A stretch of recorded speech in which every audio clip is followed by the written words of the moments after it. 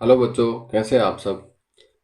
हम कक्षा 10 के सामाजिक विज्ञान की आर्थिक विकास की समझ नामक पुस्तक का पहला अध्याय पढ़ रहे थे और आज हम उसके अंतिम भाग की चर्चा करने जा रहे हैं। इस अंतिम भाग को शुरू करने से पहले मैं आप सबको बता देना चाहता हूं कि इससे पहले इस पाठ के 2 वीडियो अपलोड हो चुके हैं। अगर आपने नहीं देखा है तो अभी चैनल की प्लेलिस्ट पे जाइए। कक्षा 10 अर्थव्यवस्था के नाम से प्लेलिस्ट बनी हुई है, उसमें भाग 1 और भाग 2 के वीडियो अपलोड किए हुए हैं। तो आप पहले उनको देखें और उसके बाद में इस वीडियो से शुरू करें।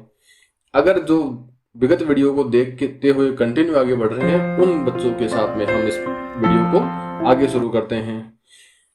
आज हम सबसे पहले चर्चा करेंगे कि बीएमआई क्या होता है ना।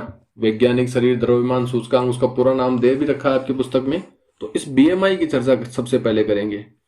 जैसे सरल से शब्दों में अगर आपको बताना चाहूं तो किसी भी कक्षा में बच्चों का वजन और ऊंचाई जो होता है वो उनकी आयु के अनुसार सही या गलत अनुपात में है, उसका पता लगाने के लिए हम बीएमआई इंडेक्स का सूचकांक का उपयोग करते हैं, है ना।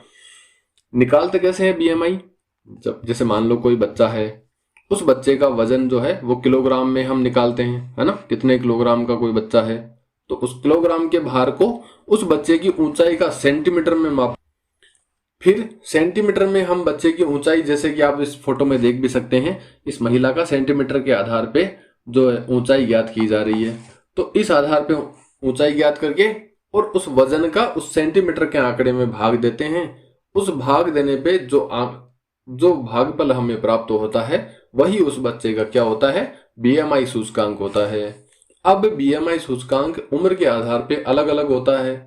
जैसे किस बच्चे को किस आंकड़े के आधार पे हम कुपोषित मानेंगे, किसको मोटापा से ग्रस्त मानेंगे और कौन सा बच्चा सामान्य है, इस आधार पे हम अलग अलग जो सारणियां हैं वो देखेंगे। आपकी पुस्तक में पृष्ठ संख्या 90 और 91 पे इसकी पूरी सूची दी हुई है, लेकिन यहाँ पे हम एक उदाहरण की चर्चा जरूर करेंगे ताकि इसको आपको बीएमआई समझने में आसानी हो जाए। जैसे आपकी पृष्ठ संख्या 90 और 91 से एक उदाहरण लिया है मैंने। उसमें कहा गया है कि जैसे मान लो कोई 14 वर्ष का लड़का है ना। 14 वर्ष का लड़का है तो उसके लिए क्या बीएमआई सूचकांक तय किया गया है। 14 वर्ष के लड़के की उम्र, है ना, जो उसका वजन है किलोग्राम में और उसकी जो ऊंचाई है वो सेंटीमीटर में मापने पर अगर उसका वजन का भाग उसके सेंटीमीटर की ऊंचाई में देने पर अगर उसका बीएमआई सूचकांक हमें प्राप्त होता है 15.5 से लेके 25.9 तक। 14 वर्ष के लड़के की बात कर रहे हैं हम, है ना। इन दोनों अंक 15.5 से 25.9 बीएमआई सूचकांक के बीच में अगर हमें आंकड़ा प्राप्त होता है तब तो वो बच्चा सामान्य है, यानी वो अपनी उम्र के हिसाब से अपने शरीर की जो वृद्धि है उसको प्राप्त कर रहा है। अगर उस बच्चे का बीएमआई सूचकांक 15.5 से कम प्राप्त होता है तो हम मानेंगे कि वो बच्चा अपनी उम्र के अनुसार जो है शरीर का वजन प्राप्त नहीं कर पाया या शरीर का जो विकास है वो नहीं कर पाया है ना। उसके शरीर की लंबाई कम रह गई है या उसके जो हाथ पैरों का जो जिस तरीके से ग्रोथ वृद्धि होनी चाहिए थी वो नहीं हो पाई है या फिर वो कमजोर रह गया है, ऐसा कुछ संकेत उसमें दिखाई देगा। अगर उसका 15.5 से बीएमआई सूचकांक कम आता है तो, और अगर 25.9 से 14 वर्ष के बच्चे का बीएमआई सूचकांक ज्यादा आता है तो उस बच्चे को हम मोटापे का शिकार मानेंगे, यानी वो उम्र के अनुसार जो है ज्यादा शरीर की ग्रोथ प्राप्त कर रहा है, यानी वो जो वजन ज्यादा है उसका या फिर मोटापे का शिकार हो गया है। तो फिर ऐसे बच्चों के लिए क्या करना चाहिए। उसके लिए बहुत सारे जो चिकित्सकीय उपाय हैं जो हमारे डॉक्टर की सलाह से या फिर किसी जो फिजिशियन होते हैं जो व्यायाम आदि एक्सरसाइज आदि का जो निर्देशन करते हैं उनके माध्यम से हम उसका बखूबी एक समय सारणी बना के और उसकी जीवनचर्या को बदलने का प्रयास करते हैं ताकि उसके जो संतुलन का आंकड़ा है उस तक वो अपने आप को ला सके। फिर यही स्थिति बीएमआई सूचकांक की हम लड़कियों के बारे में तुलना करेंगे। तो मान लीजिए 14 वर्ष की ही लड़की का उदाहरण लेते हैं। 14 वर्ष की लड़की का उदाहरण लेते हैं। 14 वर्ष की लड़की की ऊंचाई ज्ञात करेंगे पहले तो इस महिला के अनुसार, है ना। तस्वीर में आपको दिखाई दे रही होगी। इसकी ऊंचाई ज्ञात करेंगे सेंटीमीटर में। उस ऊंचाई में उस लड़की का वजन जो किलोग्राम में हमारे पास है, जैसे मान लो वो 50 किलो की है, कोई लड़की 14 वर्ष की है, तो उसकी जितनी सेंटीमीटर की ऊंचाई हमें मिलेगी उसमें हम उसके 50 किलो वेट का भाग देंगे। फिर जितना आंकड़ा हमें प्राप्त होता है उसका वही हमारे पास में क्या होगा, बीएमआई सूचकांक होगा। बीएमआई का पूरा नाम बॉडी मास इंडेक्स होता है ना, तो इसलिए आपको कंफ्यूज नहीं होना है। इसका आपका हिंदी नाम भी दे रखा है आपकी पुस्तक में, ये देखिए यहाँ पे लिखा हुआ है वैज्ञानिक शरीर द्रव्यमान सूचकांक, बॉडी मास इंडेक्स इसको बोलते हैं। ऐसा आंकड़ा हमें प्राप्त होता है। तो लड़कियों के बारे में क्या सामान्य स्थिति है, अगर किसी लड़की के वजन का भाग उसकी ऊंचाई के सेंटीमीटर के आंकड़े में देने पर उसका भागफल अगर 15.4 से लेके 27.3 तक प्राप्त होता है तो ये सामान्य बीएमआई सूचकांक है। और अगर इससे कम या ज्यादा प्राप्त होता है, अगर 15.4 से कम उसका बीएमआई सूचकांक आता है, तब तो वो लड़की क्या होगी, कमजोर या कुपोषित होगी, यानी उसको सही तरीके से खाना नहीं मिलता, या फिर वो शरीर का ठीक तरीके से ख्याल नहीं रख पाई, या फिर ख्याल नहीं रखती है, जिस वजह से उसका शरीर ठीक तरीके से बढ़ नहीं रहा आकार में। और अगर 27.3 से ऊपर लड़की का बीएमआई सूचकांक आता है तो फिर हमें लगेगा कि उस लड़की का वजन ज्यादा है, या फिर उसका शरीर ज्यादा ग्रोथ कर रहा है। हद से ज्यादा चीजें बढ़ती हैं तो भी हमारे लिए नुकसानदायक है। आप सोचिए कि अगर कोई बच्चा 10 साल का है और उसमें 50 किलो वजन हो जाए तो कैसी स्थिति होगी उसकी, वो अपने आप को ठीक तरीके से संभाल नहीं पाएगा, उसका शरीर उसके मानसिक बैलेंस का ठीक तरीके से सामंजस्य नहीं बैठा पाएगा। इसलिए जो बीएमआई इंडेक्स होता है वो हमें ये बताने में मदद करता है कि हमारा जो शारीरिक और मानसिक विकास जो हो रहा है वो उम्र के अनुसार आगे बढ़ रहा है या नहीं बढ़ रहा है। इसमें मुख्य रूप से शारीरिक विकास की जिक्र जो है, इसकी बात जो है की जाती है बीएमआई इंडेक्स में। तो यहाँ पे इस पूरे पैराग्राफ का यही निष्कर्ष है। अब हम चलेंगे मानव विकास रिपोर्ट पे, है ना। मानव विकास रिपोर्ट में क्या बात की गई है, इसमें कहा गया है, जैसे देख भी सकते हैं आप, कि इसमें अर्थव्यवस्था यानी किसी देश के विकास की स्थिति को का आकलन करने के लिए सामान्यतः तो क्या किया जाता है कि उस देश की प्रति व्यक्ति आय, यानी उस देश में प्रत्येक व्यक्ति सालाना कितने पैसे कमाता है उसको आधार बनाया जाता है। लेकिन अगर प्रति व्यक्ति आय को सफिशिएंट अपर्याप्त आंकड़ा मान लिया जाए तो फिर क्या करेंगे, उसके बाद में कुछ और सूचकांक या कुछ और जो पहलू हैं उनकी चर्चा करते हैं। जैसे किसी देश का विकास कितना अच्छे तरीके से हो रहा है उसको मापने के लिए मानव विकास सूचकांक तैयार किया जाता है, और ये हर साल यूएनडीपी के द्वारा जारी किया जाता है मानव विकास रिपोर्ट के अंदर, कि कौन से देश की स्थिति इस समय बेहतर है और कौन सा देश किससे आगे है और कौन सा पीछे है। इन सब आंकड़ों का 189 जो कंट्रीज हैं वो इसके अंदर शामिल होती हैं, आपको ध्यान रखना है। 189 देशों के आधार तुलना करके उनके आधार पे जो नागरिकों की जो स्थिति है उसका आकलन किया जाता है।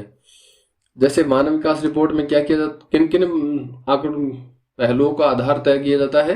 जैसे पहला है सब्सक्राइब कीजिए हमारे चैनल को, उसके बाद में और बेल आइकन को दबाइए हमारी लेटेस्ट वीडियो सबसे पहले देखने के लिए। इसका आप यहाँ आगे जिक्र पाएंगे।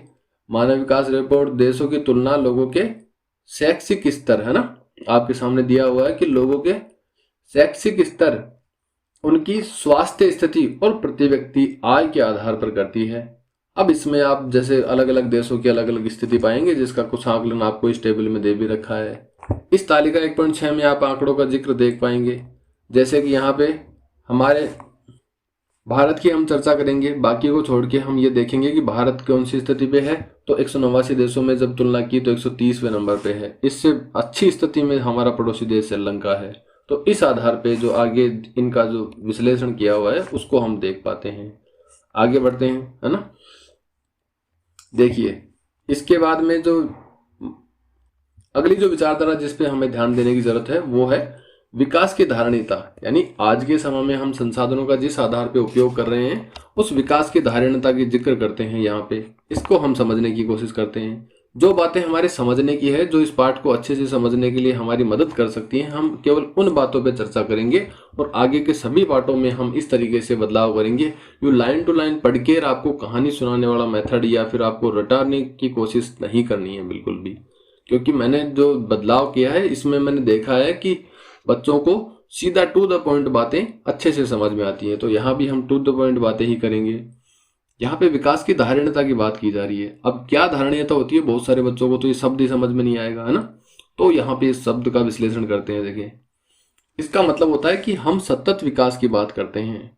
सतत विकास हमने भूगोल की जो समकालीन भारत की किताब है उसके अंदर भी सतत विकास की बात की है। अब सतत विकास क्या होता है, हमारे पास जैसे मान लो आज के समय में जितना पेट्रोल बचा हुआ है, जितने संसाधन प्राकृतिक संसाधन हमारे पास हैं, उनका उपयोग हम इस तरीके से करें कि वो आज के समय के जो लोग हैं उनका भी आवश्यकताओं की पूर्ति कर सकें, और आने वाले समय में जो लोग हैं, आने वाली पीढ़ियों के जो लोग हैं, उनके लिए भी वो पर्याप्त मात्रा में बचे रहें। इसको हम सतत विकास कहते हैं। इसी को विकास की धारणता यानी धारणीय विकास या सतत विकास की अवधारणा कहते हैं। और जैसे उदाहरण के लिए हमने देखा है कि हमारे यहाँ कोयला जो प्राकृतिक संसाधन है ना, उसका एक बार उपयोग करने के बाद में हम दोबारा काम में नहीं ले सकते। इसके बाद में कच्चा तेल है, इसका भी हम एक बार उपयोग करने के बाद में दोबारा काम में नहीं ले सकते। और पेट्रोलियम के बाद में प्राकृतिक गैस को भी क्या करते हैं हम, एक बार अगर हमने प्राकृतिक गैस को जला दिया तो फिर ऐसा तो नहीं है कि उसका दोबारा से उपयोग किया जा सकता है, बिल्कुल नहीं। उसको हमें सीमित मात्रा में उपयोग करने की जरूरत है, तभी हम इन तीनों कोयला, पेट्रोलियम, प्राकृतिक गैस जैसे संसाधनों को आने वाली पीढ़ियों के लिए सुरक्षित रख पाएंगे। फिर आगे क्या कह रहा है, ये कहता है, जैसे इसको समझने के लिए एक बार हम इसको पढ़ने की कोशिश करते हैं। जैसे यहां से देखिए, हमें विश्व को अनेक पूर्वजों से उत्तराधिकार में प्राप्त नहीं किया है, हमने इसे अपने बच्चों से उधार लिया है। यानी कि जो संसाधन है वो केवल हमारी धरोहर या हमें किसी ने यूं विरासत के रूप में पेश नहीं किया है। ये जो संसाधन है ये हमारे आने वाले बच्चों की विरासत है, हमने उनसे उधार ले रखा है, हमें उनके लिए बचा के रखना है इन चीजों को। ये बात समझाने की कोशिश की जा रही है। इसी के साथ में अगला जो एग्जाम्पल दिया हुआ है वो हमें धारणीय विकास को ठीक से समझाने में और मदद करेगा। उदाहरण के साथ समझते हैं, है ना। जैसे भारत में हम देखते हैं कि बहुत सारे इलाके, बहुत सारे क्षेत्र, गांव, जिले या राज्य ऐसे हैं जिनमें पानी की बहुत कमी पाई जाती है। जैसे हमारे राजस्थान के अंदर हम बहुत सारे जिलों को देखते हैं जो पानी की कमी से जूझ रहे हैं। जैसे पश्चिमी राजस्थान में इंदिरा गांधी नहर से जिन जिलों को जलापूर्ति हो रही है, उनके अलावा जो आसपास के जिले हैं उनमें जल पीने वाले जो पानी की है बहुत ज्यादा कमी दिखाई देती है। यहाँ पे एक उदाहरण दिया हुआ है, जैसे हाल ही के प्रमाणों से पता चलता है, क्या पता चलता है कि भूमिगत जल का अति उपयोग होने के कारण, यानी हद से ज्यादा, जरूरत से ज्यादा उपयोग होने के कारण गंभीर संकट खड़ा हो रहा है। 300 जिलों से सूचना मिली है। आज के समय में हम जिस गति से इस भूमिगत जल का उपयोग कर रहे हैं, अगर उसी गति से हम आने वाले समय में भी ऐसे ही जल का दुरुपयोग करते रहे तो हमें बहुत भयंकर चेतावनी यानी बहुत ज्यादा मुश्किलों का सामना करना पड़ सकता है। देखो यहाँ पे कहा भी गया है कि अगर वर्तमान तरीके से हम जल का उपयोग करते रहेंगे तो आने वाले 25 वर्षों में ही क्या हो जाएगा, देश का 60% भाग इस साधन का अति उपयोग करता हुआ मिलेगा। यानी प्रत्येक 10 में से 6 लोग जो है जल को बर्बाद करते हुए मिलेंगे आपको। तो इसलिए यहाँ पे हमारी देश का नागरिक होने के नाते जिम्मेदारी बनती है कि जल का आवश्यकता के अनुसार उपयोग करें। जैसे हम यूँ देखते ही हैं कि हमारे घरों में जब नहाने के लिए कोई व्यक्ति बैठता है तो वो 1 बाल्टी के जगह में 3 बाल्टी, 4 बाल्टी या 5 बाल्टी तक पानी को यूं बेस्ट बर्बाद करता रहता है। हम उस पर ध्यान नहीं देते, है ना। तो यहाँ पे हमारी नागरिक होने के नाते जिम्मेदारी बनती है कि हम न्यूनतम आवश्यकता के अनुसार पानी का उपयोग करें और इसको आने वाले लोगों के लिए बचा के रखें। इन आधारों पे हमसे कुछ 2 सवाल पूछे जा रहे हैं। क्या कह रहे हैं, ये पूछ रहा है कि आप ऐसा क्यों सोचते हैं कि भूमिगत जल का अति उपयोग हो रहा है। देखिए बड़ी सिंपल सी बात है, यानी हमें पता चल रहा है कि जैसे हम जल का ज्यादा दुरुपयोग कर रहे हैं तो हमारे आसपास के बहुत सारे जिले ऐसे हैं जिनमें पीने के पानी की किल्लत है। जैसे कि हम राजस्थान की राजधानी की बात करें तो वहां पे टोंक के बिसलपुर बांध से पीने का पानी जाता है। अब आप सोच के देखिए कि टोंक कहाँ पे है और जयपुर कितना दूर है उससे, लगभग 100 से 150 किलोमीटर का फासला है दोनों में, लेकिन पीने का पानी 150 किलोमीटर दूर से आ रहा है। तो ये सब क्यों हो रहा है? अगर राजधानी का इतना बड़ा क्षेत्र है तो उसके अंदर क्या भूमिगत जल की कमी है? बिल्कुल, भूमिगत जल की कमी होने की वजह से ही जो है दूसरे जिलों से वहां पे पीने के पानी की जो है आपूर्ति की जा रही है।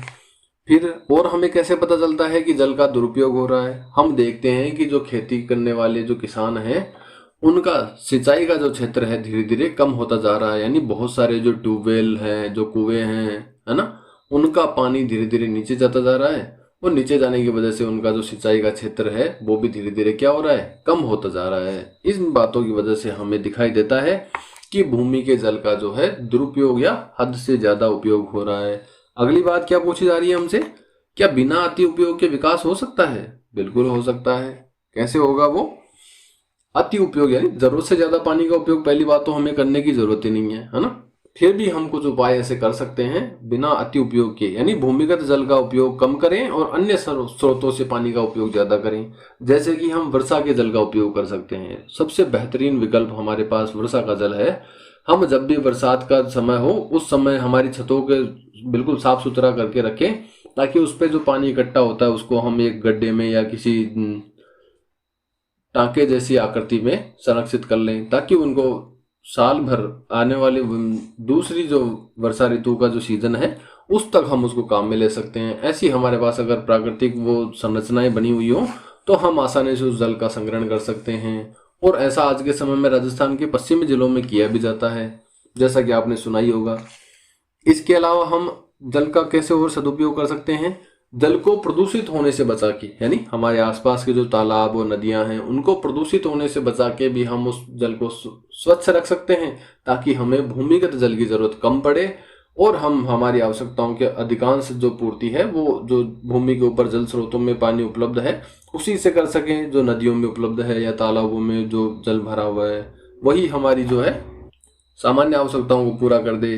तो प्यारे बच्चों, आपको बहुत अच्छे से समझ में आ गया होगा कि हम सतत विकास की जो अवधारणा है उसका उपयोग अपने जीवन में किस प्रकार करेंगे, यानी कि जो संसाधन हमारे पास प्राकृतिक रूप से उपलब्ध हैं उनका उपयोग करके हम आने वाली जो पीढ़ियां हैं, आने वाले जो लोग हैं भविष्य के, उनके लिए कैसे सुरक्षित रख सकते हैं।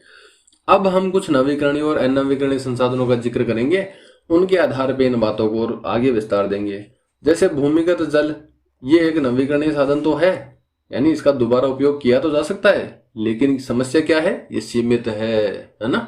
जैसे मान लो कि बारिश के द्वारा जिस जल का पुनर्भरण होता है जमीन के अंदर, अगर मान लो 10 लीटर पानी वापस जमीन के अंदर जाता है और हम रोज 15 लीटर पानी निकाल रहे हैं, है ना, तो इसका मतलब क्या हुआ कि जल का उपयोग तो ज्यादा हो रहा है और वापस जमा कम हो रहा है। तो धीरे धीरे उसकी मात्रा क्या होगी? नीचे कम होती जाएगी और भूमिगत जल धीरे धीरे क्या हो जाएगा?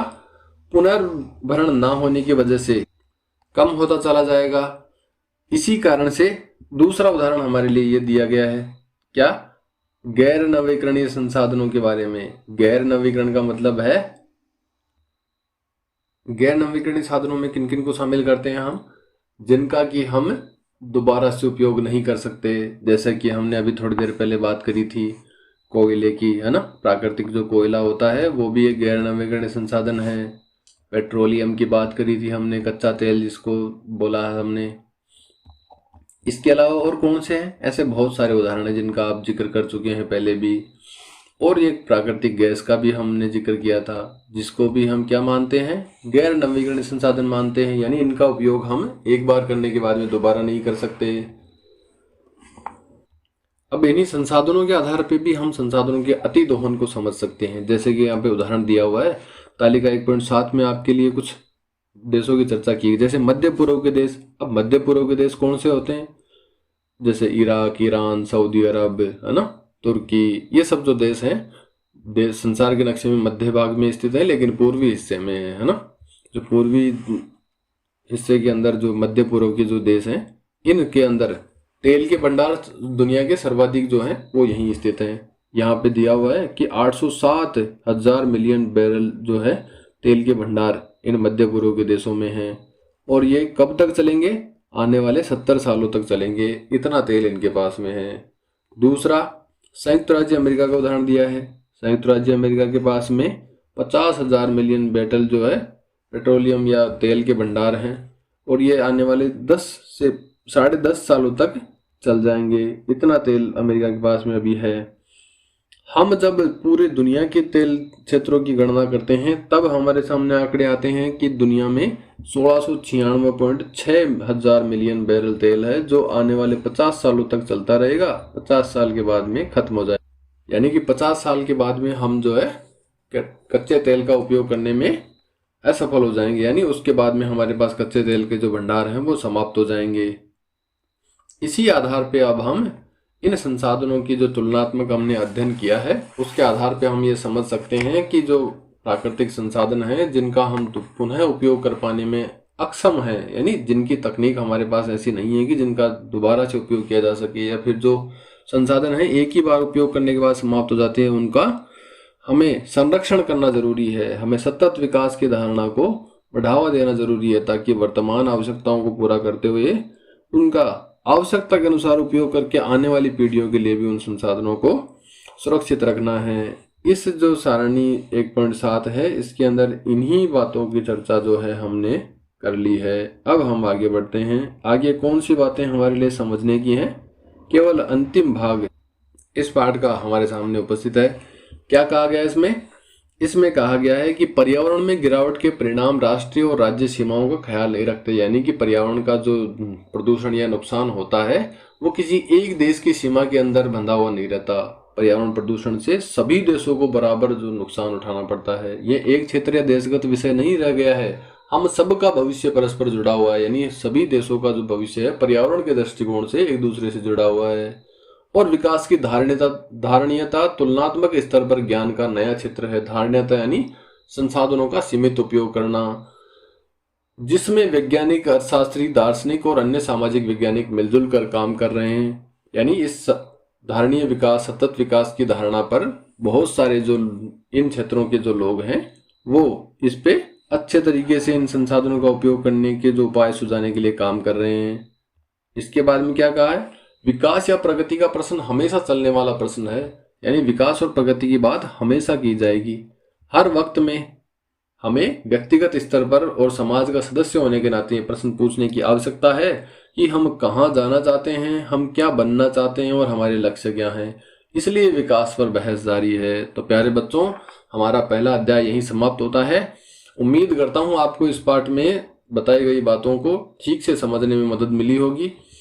अगर इस पाठ के वीडियो के बारे में आपके कोई भी सुझाव हो तो आप कमेंट बॉक्स में जरूर लिखें, ताकि आने वाले वीडियो में उन समस्याओं से आपको मुक्ति मिल जाए और आप बेहतर अध्ययन के लिए तैयार रहें। आने वाले वीडियो में आपको और अच्छा कंटेंट या और अच्छे जो नॉलेजेबल चीजें हैं उनको उपलब्ध करवाने का मेरा सतत प्रयास जारी रहेगा। आप सभी अपने पढ़ाई को निरंतर जारी रखें और अपने सभी सवालों को कमेंट बॉक्स में लिखना ना भूलें। इसी के साथ इस अध्ययन के जो तीनों पार्ट्स हैं वो हमारे समाप्त होते हैं। जय हिंद, जय भारत।